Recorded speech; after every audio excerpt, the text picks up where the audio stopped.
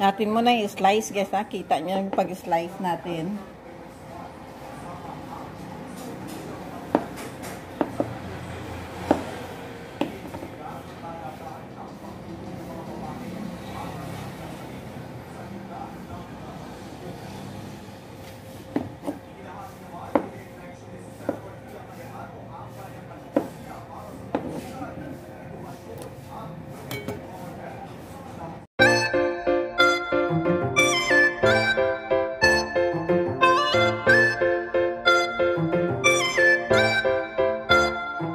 Hi guys, good evening. Labot na tayo ng gabi at hindi pa rin tapos yung aking kasi inuna ko muna yung aking alaga and then tulog na siya ngayon kaya continuous natin yung ating salad. Ang dami namin niya guys. So, malapit nang mapuno yan ba?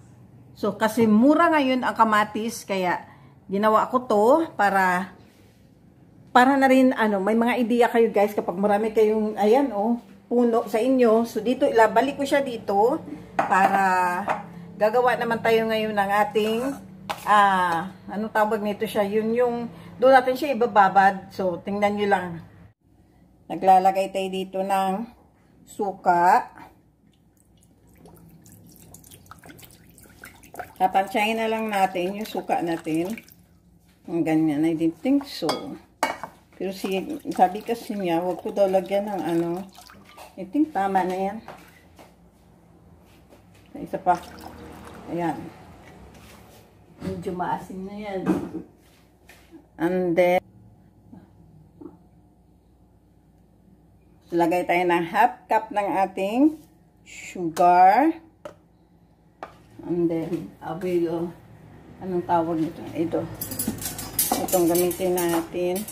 And then, isalang natin siya guys for a while.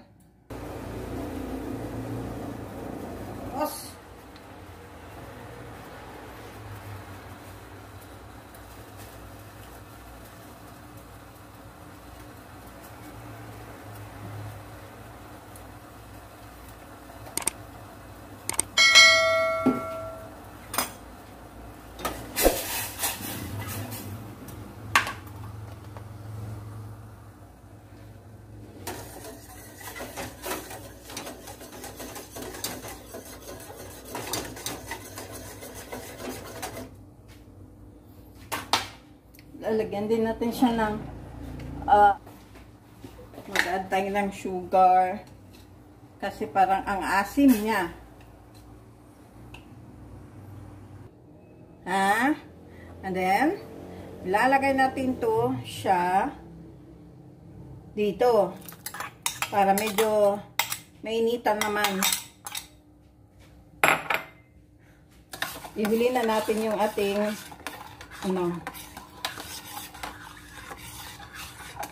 and then, ilalagay natin siya. Wala kasi akong bote, guys. Kaya dito ko siya ilalagay.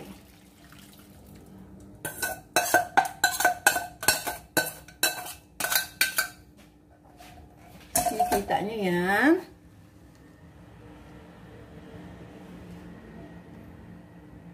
Ayan ang ating pika-pika. May pika-pika. And yung ating cilantro is, cilantro. Ano ba tawag dito? Cilantro ba ito?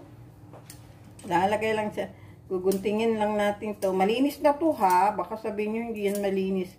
Sobrang malinis na po yan. At malinis din po yung kamay ko.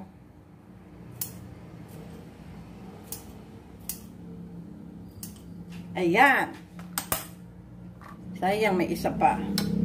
So, simple. Ito, guys. Tatagal to kahit 1 linggo pa.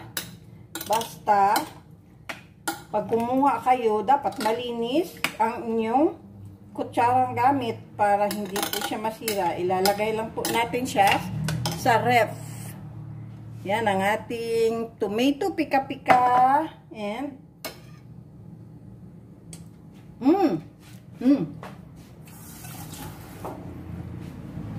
Hindi ko po damihan masyado yung yung ating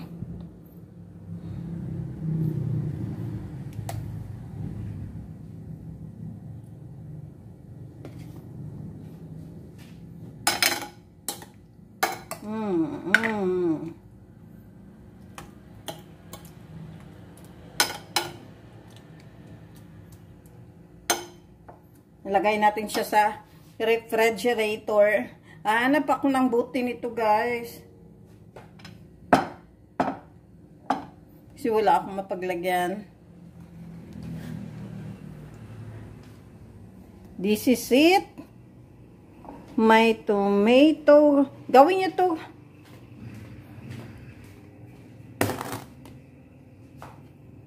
Gawin nyo to, guys. Kapag meron kayong manuhan ng saliva.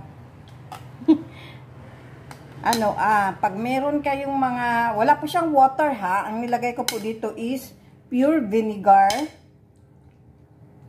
Yan. Sugar, pepper, onions, and of course the tomato. Ayan. And pakita ko kayo maya kung paano siya natin ilalagay sa ating mga sausawan.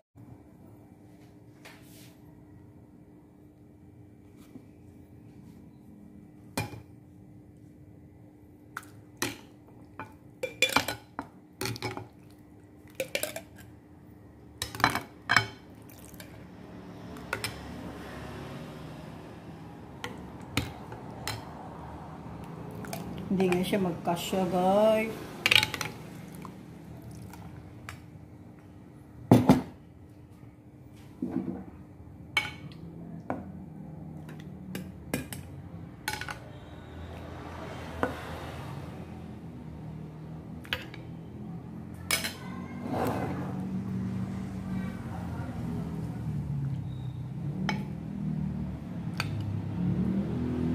Ayan.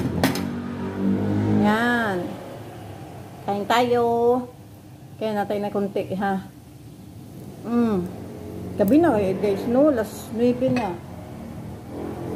Wala, magti-10 na pala. So, ito ang ating pika-pika. Nilagay natin siya dyan. Ganyan po yan. Asa na ba?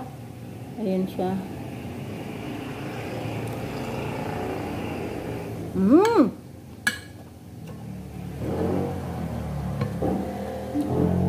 Medyo maasim, pero ang sarap.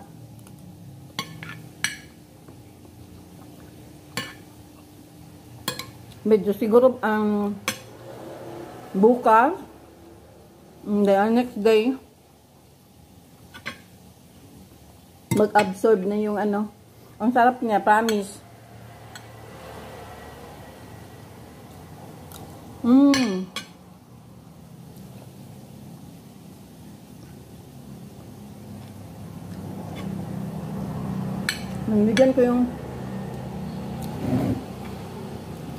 Bibigyan ko yung kapatid ko nito tomorrow.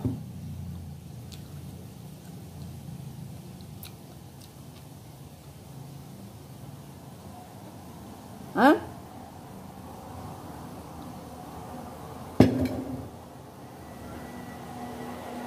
Sarap. Mura kasi ang kamatis ngayon, kaya nakakagawa tayo ng marami. Perfect. Kulang lang siya ng anghang. Pero, hindi ko kasi hindi ko dinurog yung sili.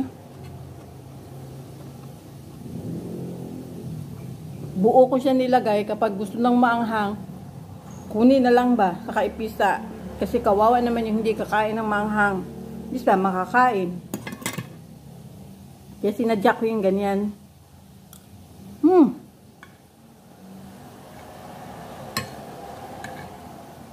Ang tagal ko na hindi nakakain ito. Siguro last kong kain bago mag-pandemic.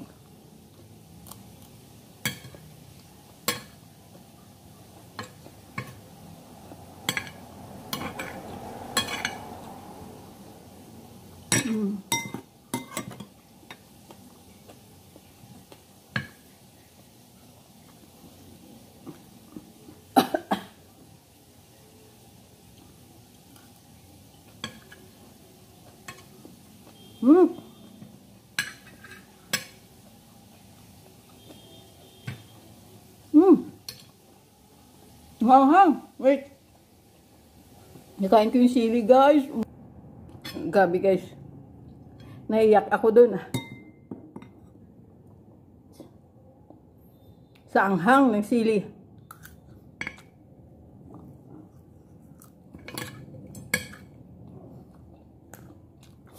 First time ko nakakain ng buong sili. Ang anghang.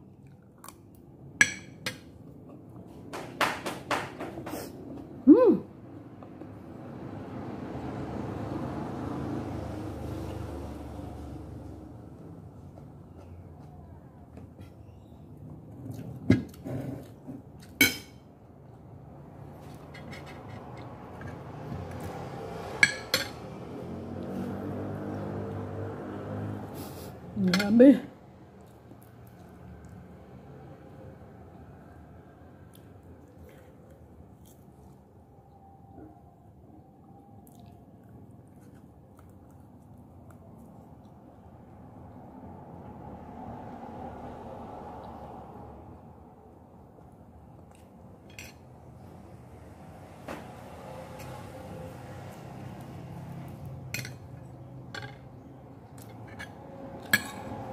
Ang anghang.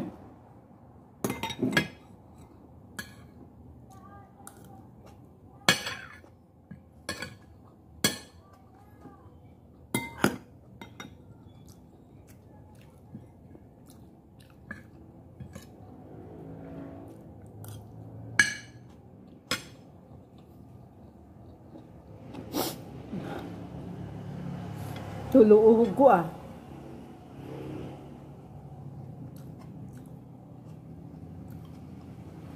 Gabi gid ka ang hang. Ay, ang nakain ko pa namang sili. Yung siling kulikot. Ay, kulikot. No, it's not kulikot. Yung ano tawag yung maliit na sili? Kulikot? Labuyot. Labuyo pala. Likotin yung mukha mo.